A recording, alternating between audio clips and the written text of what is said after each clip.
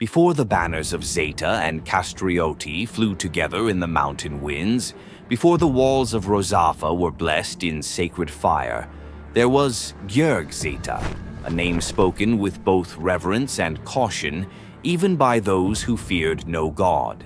He built the first flame temple on the banks of the Buna, its eternal fire lit from lightning-struck timber. He forged alliances with mountain tribes by dueling their chiefs in single combat, never losing once.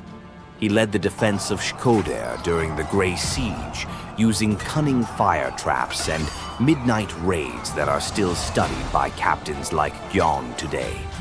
And he commissioned the Rofaza Walls, insisting that they be blessed not with priestly water, but with the smoke of sacred flame. The Grey Siege of Shkoder and the fury of Gjerg Zeta.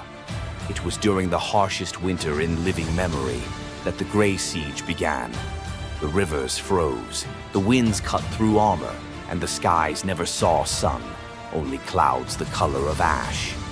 From the north descended a host of rival warbands and opportunists, mountain clans, foreign mercenaries, and petty lords, all seeking to break the walls of Shkoder and claim the fiefdom of Zeta and Kastrioti for themselves. Their leader was Malik the Blacktooth, a brute of a warlord from across the mountains, known for burning villages to warm his wine and feeding prisoners to his dogs. He believed the land was weak, fractured, and that Gjerg Zeta was an old warrior who clung to superstition and legend. But he gravely misjudged both the man and the flame. The siege begins.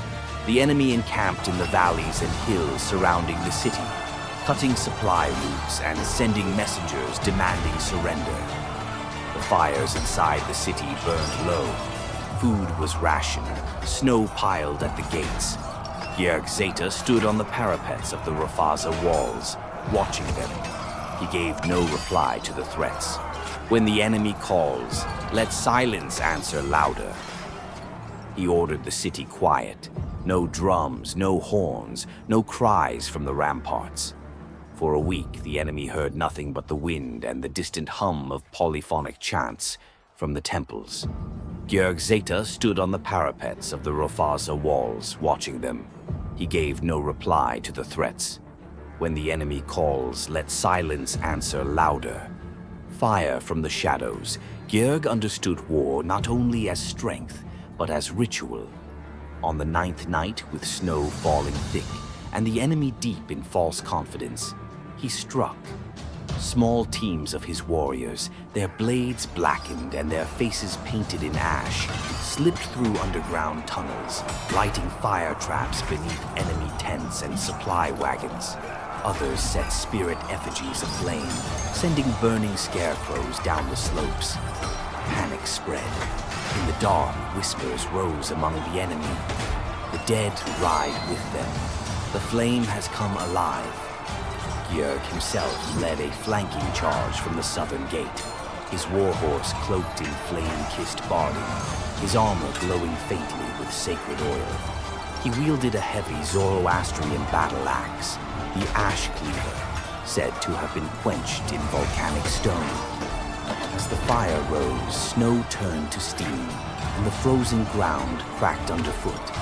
Those who fled were hunted. Those who stayed were burned or broken. The siege did not end in surrender. It ended in obliteration, aftermath. The city stood not just intact, but reborn in flame and honor. Gjerg Zeta did not gloat. He walked the ruined camp and ordered that the surviving enemy wounded be spared, but branded, a flame mark on their hand, so that all would know. They had faced Zeta and lived only by his will. He spoke only one sentence at the final council. The fire does not defend the weak. It judges who is worthy to stand in its light. The Grey Siege became legend. Malik the Blacktooth was never found. Some say he burned in his own tent, others that Gjerg fed him to the flame himself. And to this day, in the deep snows of Shkoder, when the sky turns gray and the winds fall silent, elders say, "Remember the night when fire walked."